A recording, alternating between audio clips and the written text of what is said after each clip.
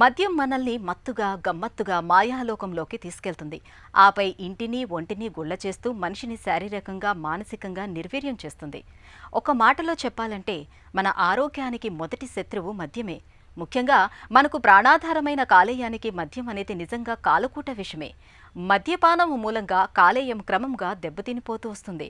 దీంతో మనిషి క్రమంగా చిక్కి శల్యమవుతూ చివరికి మృత్యుకోరలకు చిక్కుతూ ఉంటాడు. మద్యపానం అలవాటు కాలేయాన్ని ఎలా కబళిస్తుందో డాక్టర్ని అడిగి ఇప్పుడు తెలుసుకుందాం.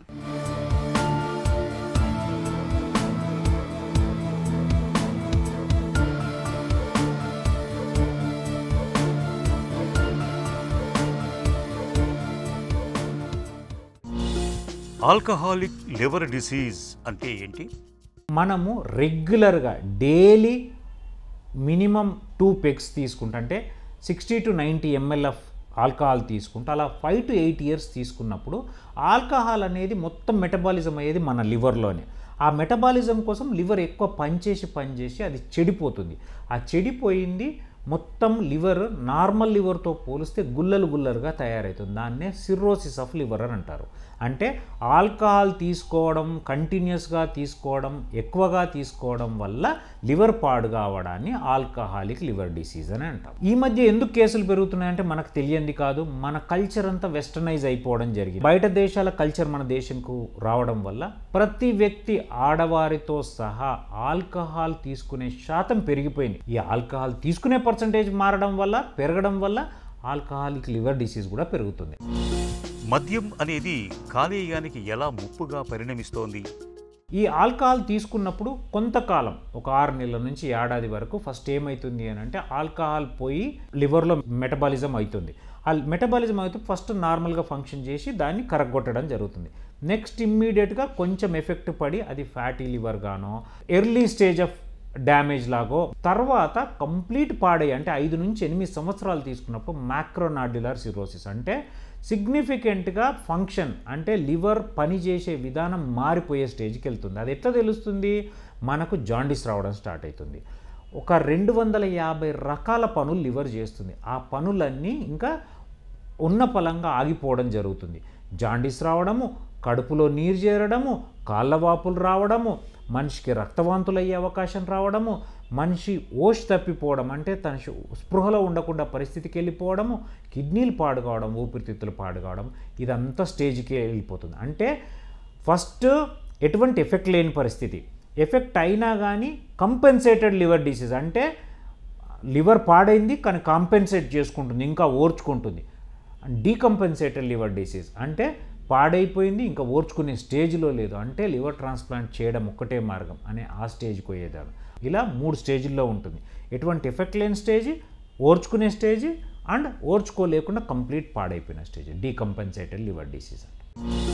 మద్యం మూలంగా కాలేయం దెబ్బతింటున్నట్లు ఎలా గుర్తించాలి? ఒకవేళ రెగ్యులర్గా మీరు ఆల్కహాల్ తీసుకునే వాళ్ళే అయితే ఫైబ్రోస్కాన్ అని ఉంటుంది. అంటే అల్ట్రాసౌండ్ చేసుకుంటూ, ఫైబ్రోస్కాన్లు చేసుకుంటూ, లివర్ ఫంక్షన్ టెస్ట్ చేసుకుంటే మనకు జీజీటీ పెరుగుతుంది లేదా కొంచెం బిలిరుబిన్ మారుతుంది, అల్ట్రాసౌండ్లో ఫ్యాటీ లివర్గా మారుతుంది, సిర్రోసిస్ లక్షణాలు మైక్రోనాడ్యులర్ సిర్రోసిస్ లాగా కనపడుతుంది, లేదా ఫైబ్రోస్కాన్లో ఫైబ్రోసిస్ స్కోర్ పెరిగింది అని ఇవన్నీ అనిపించినప్పుడు ఖచ్చితంగా మనము ఒక స్టేజ్లో ఆపితే మినిమం ఎంతో కొంత రికవరీ అయ్యే అవకాశం ఉంటుంది. అది సిర్రోసిస్ స్టేజ్కి వెళ్ళిపోయింది, కంప్లీట్ ఫైబ్రోసిస్ రాయిలాగా అయిపోయింది అంటే స్కాన్లో అంటే అల్ట్రాసౌండ్ కావచ్చు, ఫైబ్రోస్కాన్లో కావచ్చు, అట్లాంటి పరిస్థితుల్లో మనం ఏం చేయలేం. కడుపులో నీరు చేరి ఎండోస్కోపీలో రక్తనాళాలు వాచిపోయి ఉన్నాయని తెలిసినప్పుడు అది డీకంపెన్సేటెడ్ లివర్ డిసీజ్గా మారుతుంది. దాన్ని అప్పుడు లివర్ ట్రాన్స్ప్లాంటేషన్ ఒకటే మార్గం. మద్యం తాగే అందరిలోనూ కాలేయం దెబ్బతింటుందా? మన లివర్లో మెటబాలిజం అనేది ఒక్కొక్కరికి ఒక రకంగా ఉంటుంది. ఫర్ ఎగ్జాంపుల్ మనం ఒక రైస్ గురించి తీసుకుంటే, ఒకళ్ళు రోజుకు ఒక మోతాదులో రైస్ తీసుకున్నప్పుడు అది శక్తిగా మారి కొవ్వుగా మారే అవకాశం ఒకరిలో ఎక్కువ ఉండొచ్చు, ఇంకొకరిలో తక్కువ ఉండొచ్చు.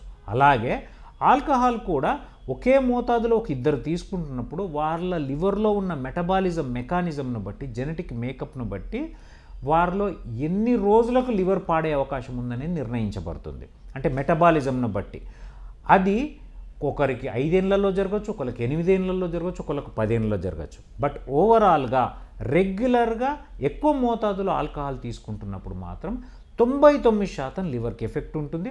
అది తేడా సంవత్సరాల్లో తేడా ఉంటుంది. కొంతమందికి 5 ఏళ్ళు, కొంతమందికి 8 ఏళ్ళు, కొంతమందికి 10 ఏళ్ళు, కానీ డ్యామేజ్ మాత్రం జరుగుతూనే ఉంటుంది. ఆల్కహాలిక్ లివర్ డిసీజ్ను ఎలా నిర్ధారిస్తారు?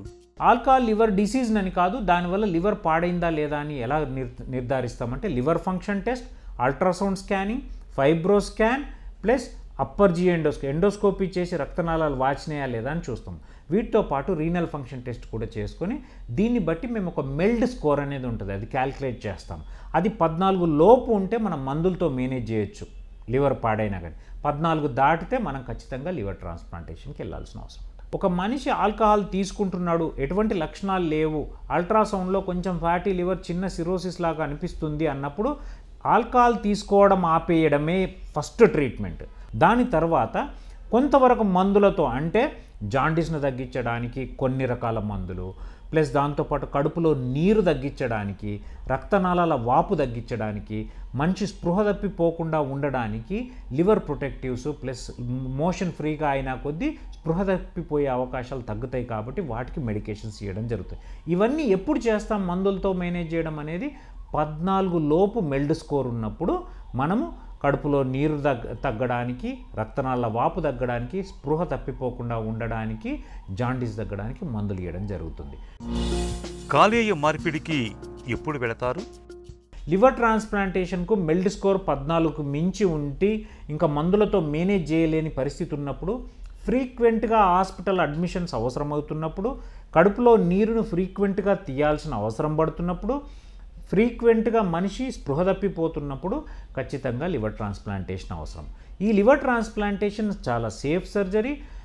దానికి ముందు ఫస్ట్ తను 6 నెలల పాటు ఖచ్చితంగా మందు తీసుకోకుండా ఉండాలి, రెగ్యులర్గా మందులు వాడుతూ ఉండాలి.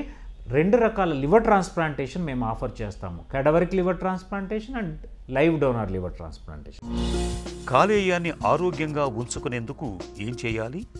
కాలేయాన్ని ఆరోగ్యంగా ఉంచుకోవాలంటే ఆల్కహాల్ తీసుకోవద్దు, స్మోకింగ్ బంద్ చేయాలి, అండ్ డైట్లో ప్రోటీన్ డైట్, ఫైబర్ డైట్ ఎక్కువ తీసుకుంటూ, ఫ్యాట్ అండ్ కార్బోహైడ్రేట్స్ తక్కువగా ఉండే డైట్ తీసుకుంటూ, బాడీ వెయిట్ని height versus body weight adequate అంటే ఐడియల్ బిఎంఐలో అంటే 19 to 25 బిఎంఐ ఉండేటట్టు లీన్ బాడీ మెయింటైన్ చేసుకుంటే లివర్ ఖచ్చితంగా పాడు కాకుండా ఉంటుంది. మద్యం అలవాటు కొనసాగుతున్న కొద్దీ కాలేయం క్రమంగా దెబ్బతినిపోతూ వస్తుంది. కాలేయంపై కొవ్వు పేరుకుపోవటం, ఆపై సిమెంటు ముద్దలాగా మారిపోవటం, చివరికి క్యాన్సర్ బారిన పడటం జరుగుతుంది. కాలేయం దెబ్బతింటుందని తెలిసినప్పుడు ఆలస్యం చేయకుండా మద్యం అలవాటును మానుకోవటం అన్ని విధాలా ఉత్తమం.